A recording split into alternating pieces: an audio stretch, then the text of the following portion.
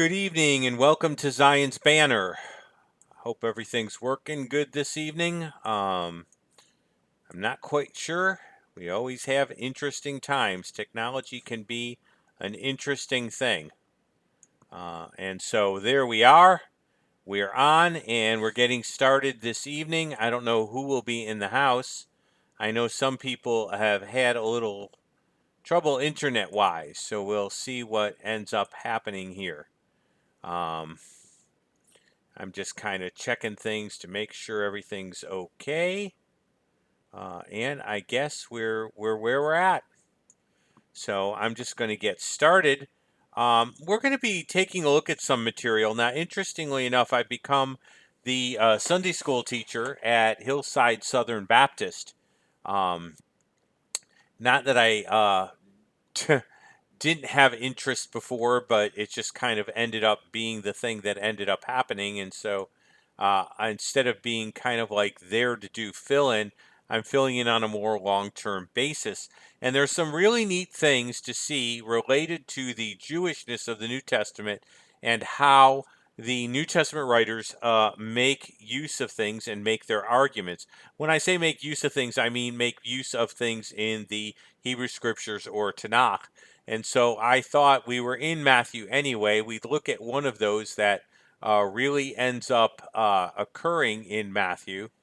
Um, and so we're going to be looking at the Transfiguration, but we're going to be tying it back to Exodus. So I'm going to get set up with the PowerPoint here, and we're going to get going. And that should end up coming up in just a second.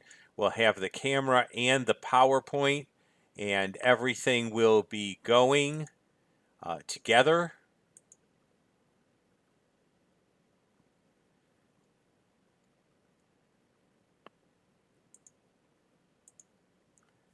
There we go. I'm also doing an experiment with a additional feature. So that's interesting. Having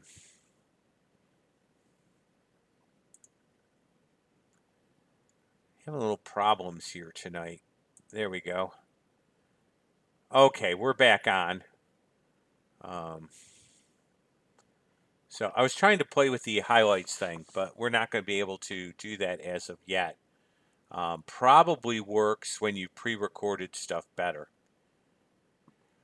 So let's get started. We're going to be looking at. All right. Well, that gave a few more people. I love it when we have folks in and live. By the way, I think we're draining the resources of Rabbi Singer. So I'm going to be looking for new and different material. There's a book I want to read that I'll probably end up doing something on. And then I want to deal with an anti-Semitic use of two verses in Revelation that are used a lot by the Black Hebrew Israelites and certain other groups.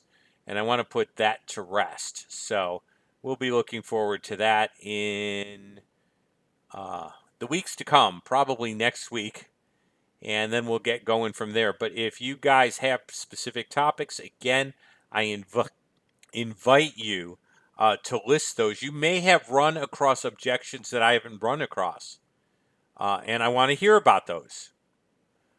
So if you're part of the community here and you're live, come in, present ideas. What have you run across in relation to Jewish or Islamic objections that you would like to see me deal with? And we may do some debate critiquing too. Rabbi Tovia Singer debated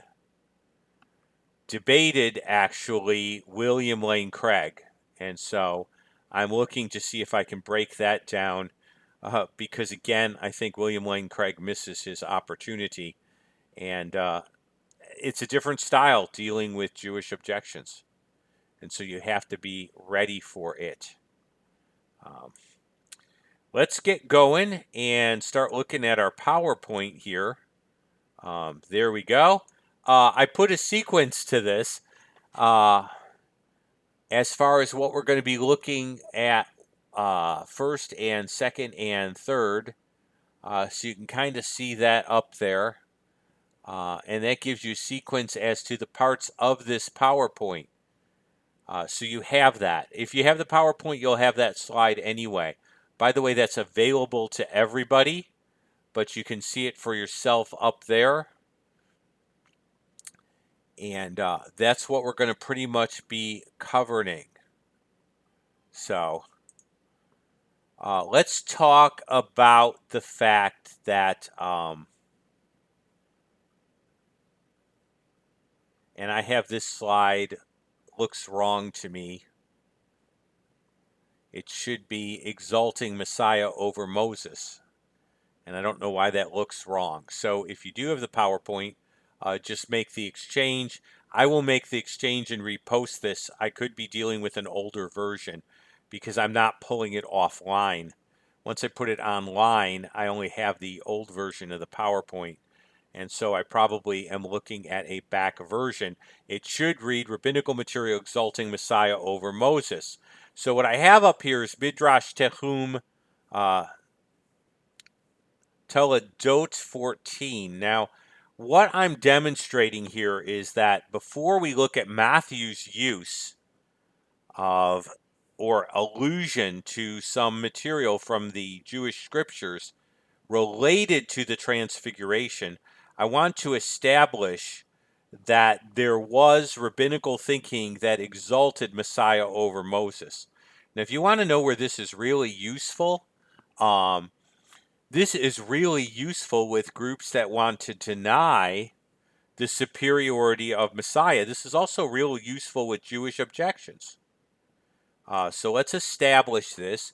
A song of ascents, I lift up my eyes. Who are you, great mountain? Before Zerubbabel, you are a plain. It is Messiah, son of David. And why does he call him great mountain? Because he is greater than the fathers, that would be the patriarchs. As in Isaiah 52, behold, my servant will act wisely. He will be high and lifted up, and shall be exalted, loftier than Abraham, loftier than Isaac, and more exalted than Jacob, and more elevated, get this, more elevated than Moses, as he said, that you should say to me, carry them in your bosom, and higher than the ministering angels and the rims which are full of eyes. Who is he? It is Messiah. Now notice what's being said here, just so that you can get it. This is a rabbinical source. This is not some church father that we're talking about here. This is Midrash Tahuma Toledot. So this is a rabbinical source. Messiah is exalted above the angels, and he's exalted over Moses. Now, the reason I'm going to do this is Matthew is going to go ahead and put the Transfiguration in, but the reason that he notes the Transfiguration is tied directly to Messiah's position in relation to Moses, and we're going to see how he does this and how he makes this illusion, and really from it is making an argument or making a strong point that needs to be paid attention to. So you're going to see how a certain section related to Moses in the Hebrew scriptures connects directly to the Mount of Transfiguration, which connects directly to the writings of Paul. And you're going to see the telemetry there. And then we're going to draw a few conclusions from that telemetry or that trajectory that are pretty important. Somebody's noticing the same type of argument being made in Hebrews by pointing out the verse that says that God made Messiah greater than the angels because he's inherited a more excellent name. Why can the writer of Hebrews make a statement like that? Because there was thinking that Messiah would be more exalted than Moses. By the way, if you're looking at the epistle to the Hebrews, chapter 2 and part of 3 directly references Messiah's greaterness than Moses in terms of Moses being a servant in the house, but Messiah being the builder of the house, God being the builder of all things. And so when you deal with 1, he's higher than the angels and he's deity. When you deal with chapter 2, you start dealing with his humanity. And then in 2 and 3, you start getting into where he is greater than Moses. And so there's a layout of the argumentation in Hebrews, and you have a certain amount of argumentation, and then you have application, because Hebrews was probably a set of sermons. But now you have me going on and on about Hebrews. And so that wasn't really our goal at this point.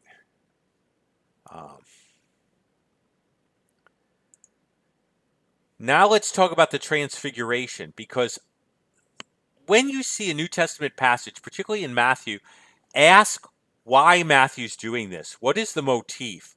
What is the point that Matthew is making? What is the subtle point that Matthew is reinforcing related to Jesus, King Messiah? And so you need to end up seeing that Matthew's going to make extensive use of some types of making a point that were very common in Jewish thinking. And were part of the way things were expressed back then that you may never have thought of before. When I did this for our Sunday school class at Hillside, they had never considered some of these things before. And so I'm hoping that you will get a lot out of considering them tonight. And you're going to be kind of jumping back and forth. Go to your section on the Mount of Transfiguration if you're not there already. Because that's going to be important. And I really think that it really would behoove me to pull this up on Logos. But I don't know that that's going to work so well. I'm never quite sure what bandwidth I can pull. So you're going to go to the Mount of Transfiguration. Let me give you some background here. What's interesting is that the Mount of Transfiguration occurs 6 days after Peter's confession. And you could say confessions. Thou art the Son of the living God. Thou art the Christ, the Son of the living God. It's probably part of one confession, but he states both that he's Messiah and he's deity. One could argue he's simply stating that he has special relationship with the Father, but I think it goes beyond that, and I think that could be demonstrated too. It's after the prophecy of his second coming. And it's after the promise of seeing the King in his glory. Now, we talked some about that last night. But we're not going to spend time rehashing last night. If you didn't see last night's video, I believe I put a card in. Go back to it because this really dovetails very nicely with that. If you aren't in 17:1 through 9, notice now after 6 days, 6 days what? 6 days since Peter's confession, and then given Peter's confession, Jesus goes into the second coming in the events there, and the bad news is that he's going to be turned over to the leadership. He's going to end up dying. This seems out of place with the victorious Messiah. Jesus ends that section by saying that some of you will not taste death until you see the King coming in his glory. Now, we covered that. But we're going to look at why Matthew includes this particular incident. By the way, John does not include it. John is not one of the synoptic gospels. Luke includes it. Luke, our friend the historian, who is very, very sequential in his presentation. Mark doesn't make a big deal out of this. And do understand that unlike Rabbi Singer, the gospel writers tailored the material to make points to their audience. Matthew does make a big deal of this. Now we're looking for something a little different here. 6 days, Peter, James, and John, his brother, led them up to a high mountain. He was transfigured before them, and his face shone like the sun, and his clothes became as white as light. And Moses and Elijah appeared to him, talking with him. That's terribly interesting in and of itself. Peter answered and said, Lord, it's good for us to be here, but he has no idea what to do with this thing. This is just beyond him. If you wish, I'll make tabernacles or booths for you, one for Moses and one for Elijah. While he was speaking, a bright cloud overshadowed them, and then you hear the Father from heaven saying, "This is my beloved Son, in whom I'm well pleased. Hear him." By the way, this is the second time at the baptism when Jesus is anointed for his kingly office of Messiah. You hear the affirmation of the Father. Now you hear the affirmation of the Father again, in whom I am well pleased. And the disciples heard it. Now they hear the voice of God. They fall on their faces. They're greatly afraid. Jesus came and touched them and said, "Arise and do not be afraid." And when they had lifted up their eyes, they saw no one but Jesus. The other two are gone. Now they came down from the mountain, and Jesus commanded them, "Tell the vision to no one until the Son of Man is risen from the dead." Very important here. You now have entered into the section that's called the Messianic Secret. The preparation of the nation has been going on through John the Baptist. The leadership is continually rejected. Jesus at some point says, "Don't press my messianic claims until after I'm crucified." And so this is that incident. Now, why am I doing this? Look at the phrase that is underlined in the next slide, and it should appear in front of you. It may take a second or two, but this is the tie-in. This is the connection to the incident where Moses' face glowed after being with the Lord. And Matthew is doing this very deliberately. And I want you to get a feel for that. So you should be able to see the highlighted section. Yes, his garments became white as light, but notice his face shone. And Matthew's doing this very deliberately. And let's look at the type of reasoning that Matthew's using and the type of argumentation that Matthew's using to make a point to his audience. Girza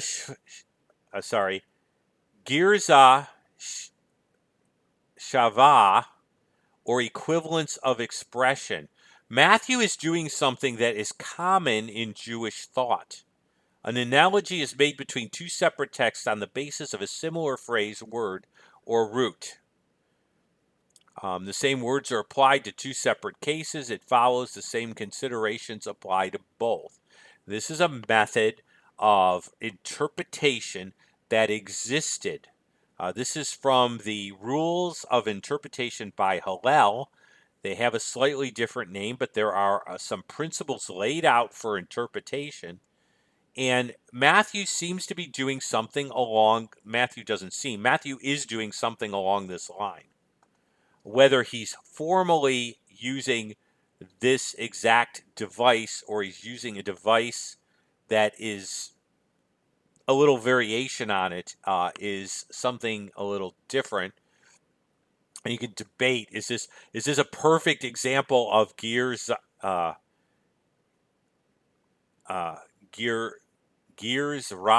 shava?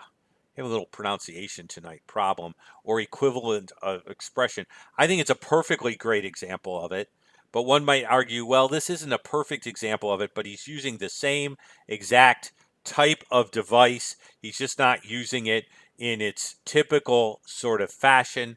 Tanakh examples include Samuel 1:10 and Judges 13:5, using the phrase, "No razor shall touch his head." We conclude then that Samuel, like Samson, was a Nazirite, because the same phrase related to being a Nazirite is used of both individuals. We can conclude that by analogy, we're being told that both are a Nazirite, even though the passages are separated. And we can go back to Numbers and say that was the requirement of a Nazirite. The same phrase is being used, so we can understand it. New Testament examples, Hebrews 3, 3:6 and 4:11. Paul compares to Psalm 95, 7 through 11, Hebrews 3:7, 11 to Genesis 2:2 to Hebrews 4:4. based on the word works, and the word day. Today in the Hebrew is literally the day. That is true. Okay, that is the way to express today, the day. Paul uses this to conclude some things related to this as far as God's rest. Do I agree with everything in this slide? No. But what you do need to understand is you can draw analogies. This is how motifs are used, and it's a very much a part of typical thinking. And Matthew's doing this deliberately. We're going to see why, but he's tying the transfiguration to Moses coming down the mountain and his face glowing. We're going to look at that passage. We're going to see how this is being made. Right now, we're going to go right to it. Exodus 34:29 through 35. Now, watch what Matthew's doing here. Now it is so that Matthew came down from Mount Sinai with the two tablets of testimony were in Moses' hand when he came down from the mountain, and Moses did not know that the skin of his face shone. This is the second time bringing the tablets. This is post golden calf. The covenant's being reinstated, and Moses is being clearly pointed out as holding the same office he did before. We could say that Moses' office is being reestablished in the mind or eyes of the people. His skin glowed while they talked with him, and so Aaron and all the children of Israel saw Moses. Behold, the skin of his face shone. Notice Jesus' face shows or is glowing or lights up with the glory of God. Okay. Now, in his case, he is God. Moses gets this not being God. Jesus simply had to remove the restraints that he took upon himself. But his face glows. Matthew's making a connection back to this incident through the fact that Jesus' face glowed, Moses' face glowed. They were afraid to come near. Moses called to them, and Aaron and the rulers of the congregation returned. Moses talked with them, and after that the children of the Israel came near, and he gave them as commandments all that the Lord had spoken with him on Mount Sinai. When Moses had finished speaking, he put a veil on his face, and whosoever went in before the Lord, whensoever Moses went in before the Lord to speak with him, he would take off the veil until he came out. He would come out, speak to the children of Israel whatever he had been commanded. Whenever the children of Israel saw the face of Moses, that the skin of Moses' face shone, Moses would put the veil over his face again until he went in to speak with him, being God again. This incident is directly related to the Transfiguration.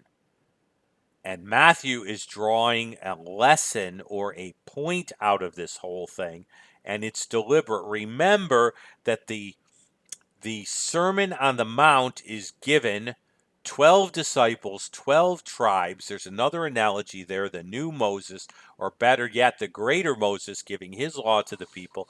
Now, Matthew goes ahead and draws another incident.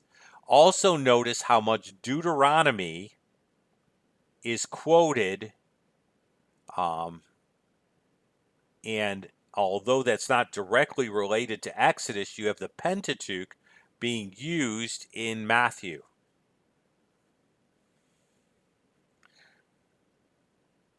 Deuteronomy, probably because it was where they were reading at the time. Why is this account of Moses' face in there? Well, I stated it. Moses is being reestablished in his office, but let's look at a Jewish source for this.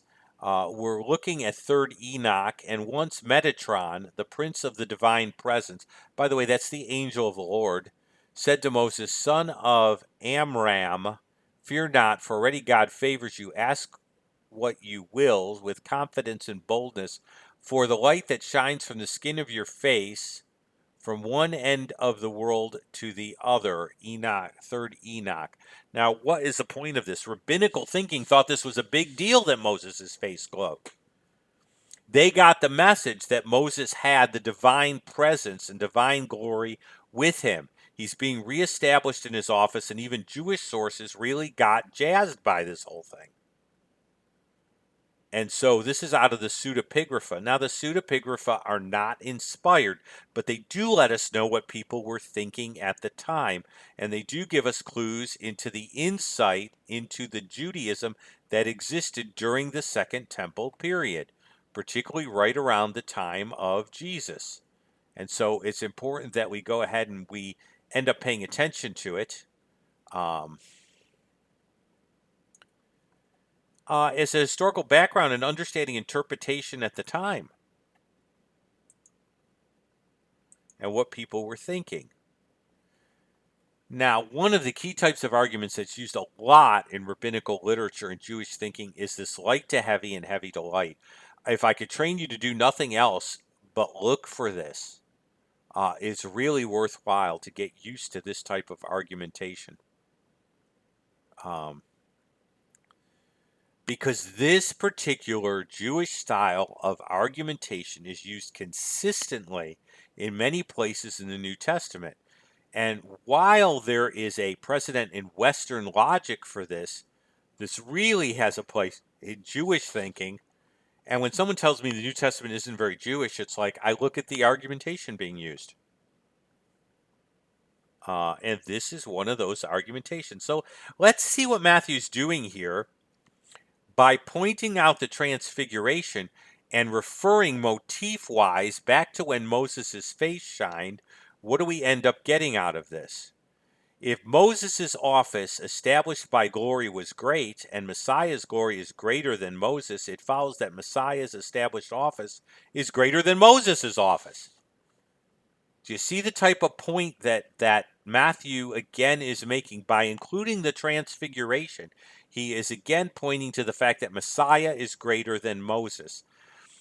This is so key to so much. Hebrews spends time pointing out that Messiah is greater than Moses. Why? Because the issue of the authority of the law and thus the authority of Moses is key to understanding many of the arguments. This is where Rabbi Singer hates this. Okay? He can't swallow this because that would give Messiah the right and authority to change Torah. And this is a problem for Rabbi Singer. If this is true, then Jesus' teaching takes precedence over the rabbis and takes precedence over, by the way, Judaism. See, which is greater, Judaism or Messiah? And so it's really key that we get this. Judaism is not greater than Messiah. I remember an incident a while back, a long time ago, when I was at Jews for Jesus headquarters. And I told the story of the guy that asked me whether I believed in the oral law. This is so important to understand. Now, while some epistles are more Gentile, you're going to see this issue come up over and over again. What is the basis for not requiring the church to keep the law of Moses? Hey, look, Hebraic Neo-Galatianistic groups and one law groups want to do that. What is the basis for not doing that? Well, a basis for not doing that is Messiah is greater than the law. Messiah is the Lord of the law. Therefore, he can change the law. Therefore, his teaching has greater authority than the teaching of the law. Therefore, the law of Messiah has greater authority. And we go back to this over and over again, but with First Roots movement, with Black Hebrew Israelites that try to say they're under the law, this is a key issue. With Orthodox Jews, does Jesus have the authority to change the law? Okay. Am I saying he didn't respect or keep the law? No. What I'm saying is he has authority over the law. He is greater. Michael Brown points out that he is the goal of the law. That's what John's saying with Jesus being the end of the law. At the very least, we have fulfillment and goal there, the consummation of the law. All of the law is brought together perfectly in Messiah, who is the embodiment of God's person and will. Okay? This is a Kol Vichomer type of argument. Now, Paul goes a step further. Paul uses the fact of this incident even a step further. If the ministry of death, now Paul is referring to the law because the law has a penalty with it. What's the penalty for breaking the law? Well, if you broke the Sabbath law, you died. Paul is not making an intrinsic statement about the value of the law. In Romans, he stated that the law was spiritual, but the law carried with it condemnation and death because it carried with it a penalty. And when you violated the law, you were liable for the penalty. And since you could not keep the law because of the sinful nature, you would eventually run into the penalty.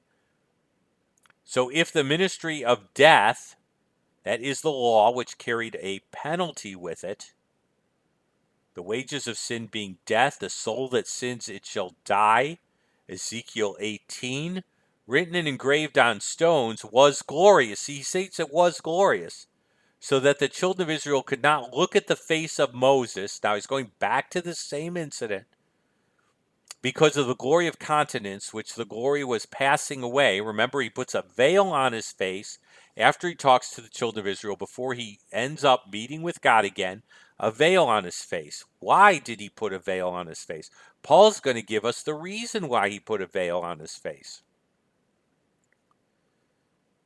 Because the glory was passing away. How will the ministry of the Spirit not be more glorious? For if the ministry of condemnation had glory, the ministry of righteousness exceeds much more.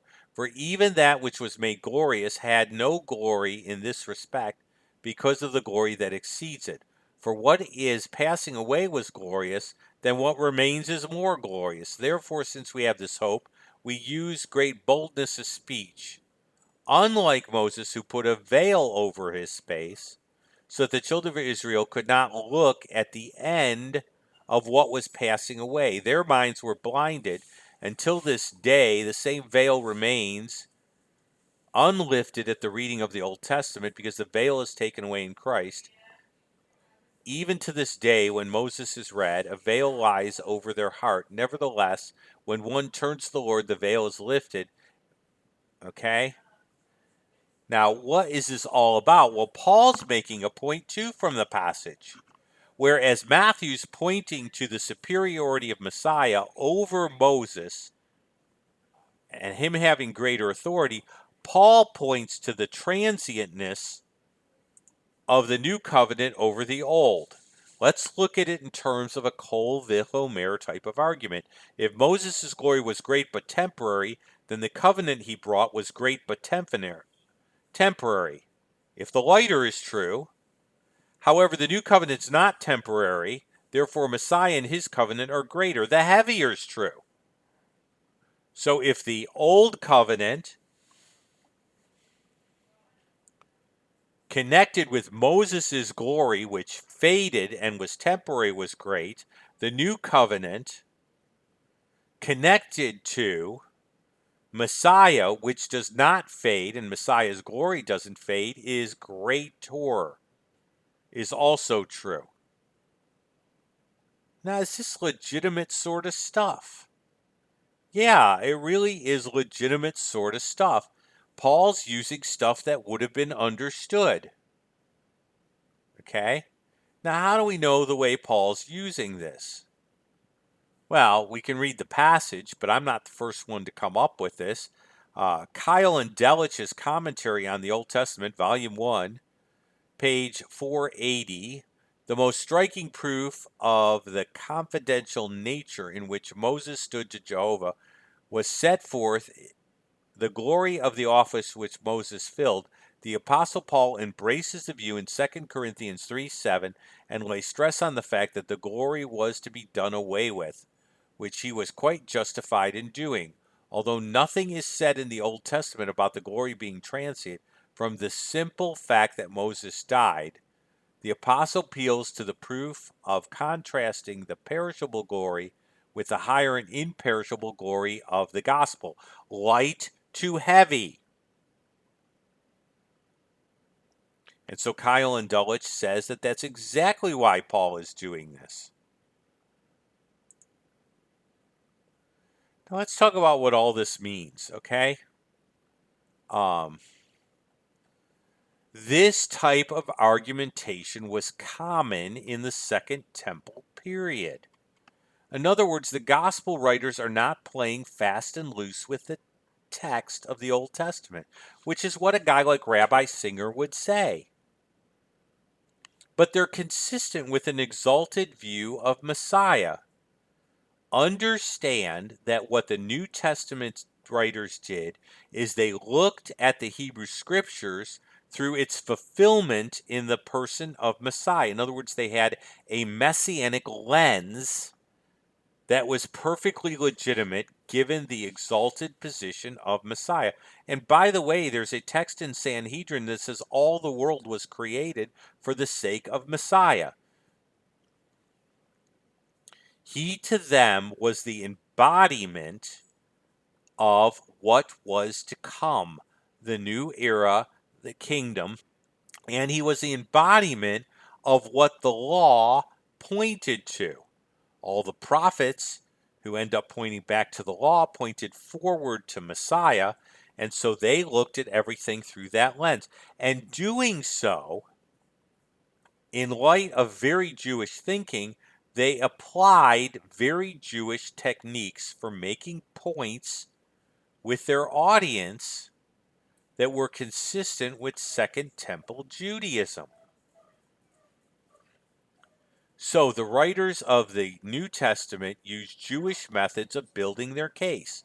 Kol v'chomer, and they used motifs or allusions, not illusions, allusions, with certain that as in certain forms of midrashic thinking.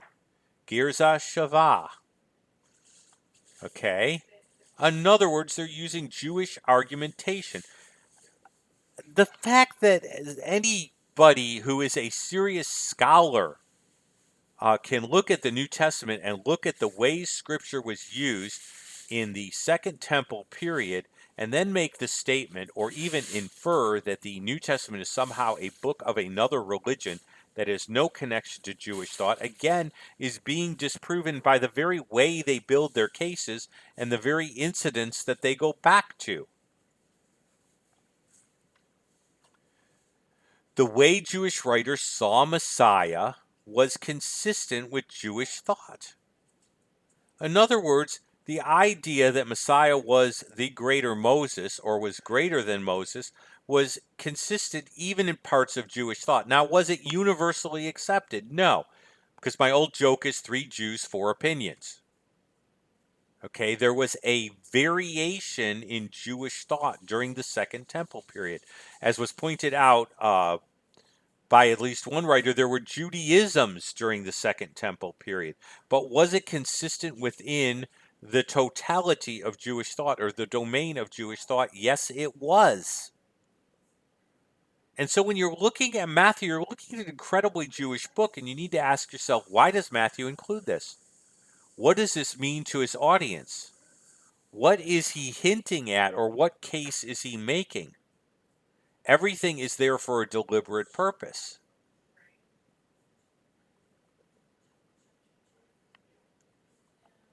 And so that's what I'm kind of getting to is the Jewishness of the New Testament is revealed not only in the nature of its writers, not only in the nature of what it quotes, which is the Hebrew scriptures, but in the nature of its consistency with the view of Messiah that was accepted within Jewish thought, in the nature of its consistency with Jewish methods of making and building cases and dialoguing. And so it's consistent not only simply in the material that's in there, but even the way it makes use of that material is highly consistent and highly normative for a Second Temple period.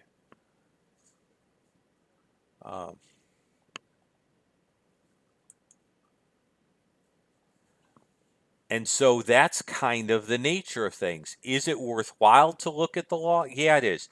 You can't understand your New Testament without discussing the law. And you'll miss the richness of the Transfiguration if you can't connect it to back to Moses and forward to Paul. By the way, the other thing that this ends up demonstrating is that Paul was consistent with the other disciples. His view of the new covenant being superior or being greater than the old covenant is perfectly consistent with the gospel writers. Often Paul is accused of being an apostate, and Jesus is fine and the gospel writers are fine. It's Paul that's the problem. Singer attacks Paul and then he attacks the gospels. He doesn't give any credit to the gospels. The reality is that both are consistent with each other.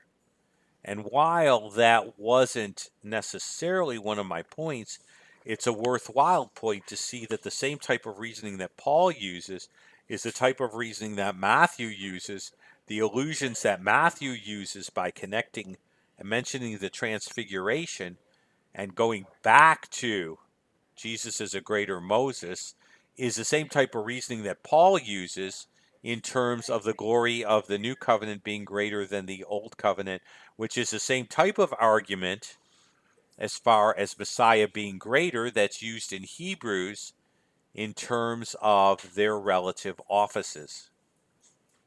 Although Hebrews puts it a different way, Paul emphasizes something different. I want you to see the consistency of argumentation that's being made. Paul couldn't say the new covenant was greater than the old if Messiah wasn't greater than Moses. Hebrews couldn't make the point that the new covenant is greater if Messiah, the one who brings us the new covenant, is not greater than Moses, the one who was responsible for conveying the old covenant, who was Moshe Rabbeinu, Moses our teacher. And so basically, this is the type of deliberate thinking, and it's a little different to Western, but I want to show you how consistent. They're using methods that were acceptable. Their view of Messiah fell within that Second Temple Judaism, and Paul is being just as Jewish as Matthew's being, and presenting just as Jewish a case as the writer of Hebrews is presenting. And so we have a very consistent document that falls within the means. In other words, what I said last night remains true. The New Testament remains a very Jewish first century document, and that can't be ignored. So now when you read the Transfiguration, hopefully you'll think back to Moses' face glowing and realize that Messiah had greater glory because Messiah was greater than Moses, and this is the sort of point that is being made by Matthew. Messiah's office is greater because he had greater glory than Moses, whose office was glorious, but was not as glorious as Messiah's office. Greater glory, greater office, instated or established. And so that's what we're kind of looking at here. And so I want you to start, why is this here? And what Old Testament passage does it relate to? How is Matthew making his argument? What is Paul saying when he accesses the same sort of verse that Matthew is alluding to? And how is he using it? And so these are the sorts of questions that are just really good exegetical questions to go ahead and make and consider. And overall, do you not see the same types of argumentation and ways of thinking in the New Testament? Usages of messianic prophecy or connecting texts that would have been very allowable. If you do, then there you go. You have the point being made and taken. The value of this for the Sunday school class, of course, was they never thought about the way Paul used the incident with Moses. And they didn't think about why Matthew includes the Transfiguration and how Matthew's making a point with the Transfiguration. But now they do. And now you can too. So this gives you a greater depth as you're reading through Matthew and questions that you can ask. You know, good Bible study isn't so much about the answers, because if you have the right questions and you have good questions, then God can give you good answers. But if you don't have good questions, you miss out on getting good answers.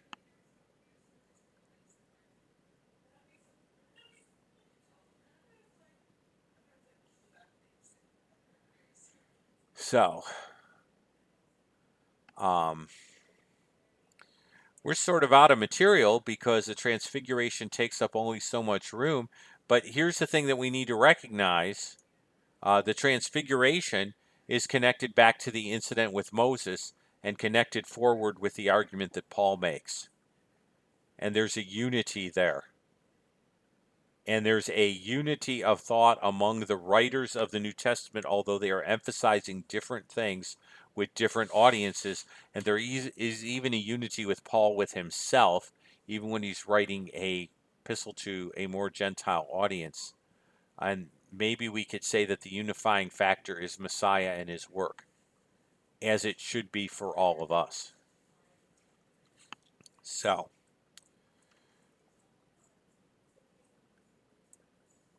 I always like looking at the big story and the unity of the scriptures. We'll probably get more exegetical, uh, but I couldn't mind taking that side trip to connect the incident in Exodus with the Transfiguration. Um, we'll look more at how the Transfiguration appears in terms of, we discuss the flow of the text, and we'll discuss why it is so vital that the disciples had that experience, and why the report of the second coming and what's going to happen discouraged Peter, who gave the confession, and why that was such a big deal when we actually get to that passage. But it's enough to make the connections for now. I am thrilled everyone's here. Scared me a little when someone said they were driving, only because I'd hate to have a car accident on account of this broadcast. But yet I'm thrilled that it was tuned in. Um, so I'm looking to expand. I'm looking to take on some additional topics. I've got some ideas. There's a book I want to deal with, whether I'd like to do a program on whether strong determinism is actually biblical. In terms of biblical theology, there is much to go on. We just have to go ahead and get there. But I'm also interested in your ideas. What arguments have you run up against related to Judaism, Islam, or even other topics that you would like to see me cover? Don't be shy, because you spur me on, and I learned, and hopefully I'm spurring you on also. Um, I am going to move now to that little section. Now, before I go any further, for those that support us through CPM, and I just got a report back. Oh, cool. I'm sorry. I just noticed that someone was a Molinist. Actually, that's what I want to discuss. I am getting very intrigued by that position. And so this book actually deals with strong determinism, Molinism, and a few other viewpoints. And it's on my Christmas list, and I hope to read it and do a show contrasting. I do know at least one dear fellow apologist that did a show on Molinism. I didn't like it. We had talked before, so I kind of knew where it was going, and I just kind of know where the objection is. And so I would like to take a shot at this whole issue. And so that spurs me on to actually do that show on strong determinism and why I think that doesn't really match biblical theology, and thus it's not a real biblical position. Um, Maybe an allowable position. I'm not going to argue that it's heretical, but I am going to say that I don't really find it to. I have some real problems with it, and it'll be fun to do a show on that. Other ideas that people can come up with? Uh, wow. Let's see if I can do this quickly. I got asked what a Molinist was. So here's what I'm going to do. I'm going to, I promised I'd put the credits up. Let me put those up while I discuss what a Molinist is. However, thank you. Steve is this incredible supporter of ours, and we just got the report. Molinist believes that God not only knew what would be, but what could be, and he knew all possible worlds. And so God's sovereignty is not so much that he just fiat makes things happen and makes people make decisions, but he picked a universe in which certain decisions would be made. And so individuals are making decisions, but God has stacked the deck um, in such a way that you will end up making the decisions freely that he wants you to make, because he has juxtapositioned everything and chosen a universe in which you would do that, in which the conditions would be right and correct for you, right for you to do that. So you're freely making decisions, even though you have a sin nature, which does temper that, but you're freely making those decisions with the cards stacked. Let me give you an example. God knew that I would be saved a certain way, and he set up all the events necessary for that to go on. And so that's Molinism. It was actually proposed. Well, I'll give you the history of it when I do it. So that's an implication.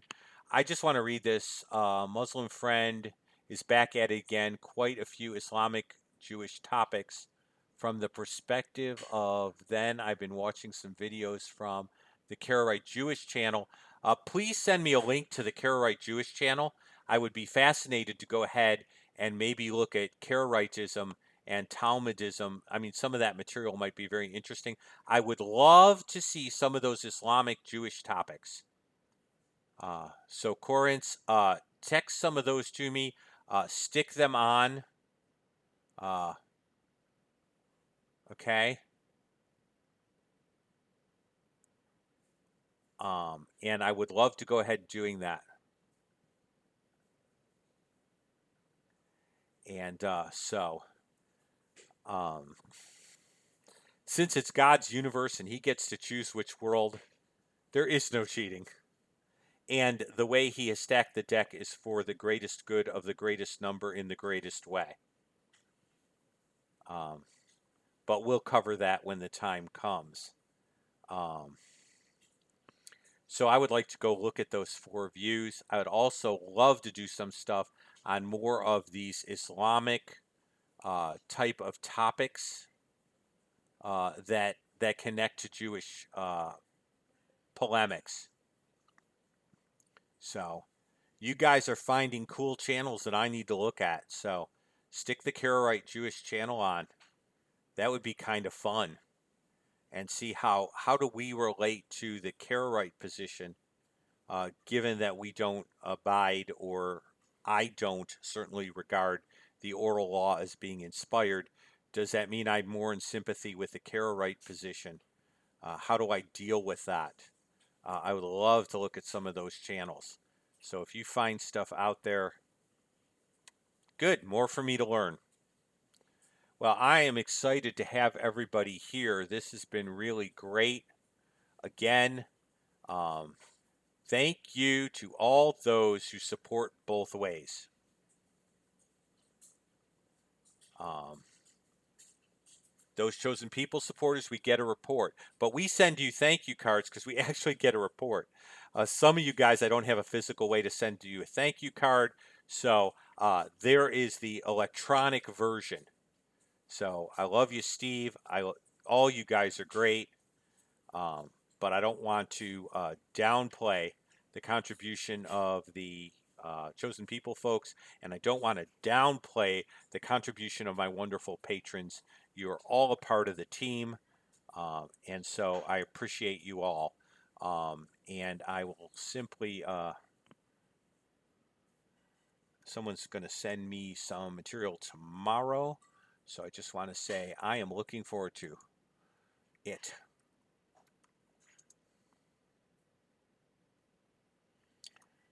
Okay. Someday, if I could ever get this mic'd so you guys could actually be on or jump in or make this just that much more, I would love to.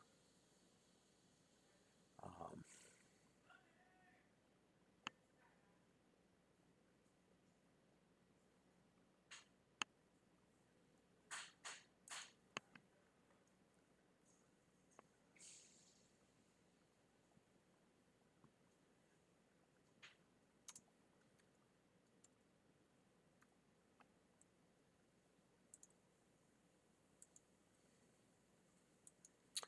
well, I'm going to say good night.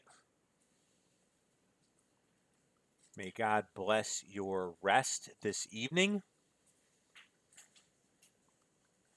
and may his peace abide over you as you sleep, because a good night's sleep is a gift from God, believe me.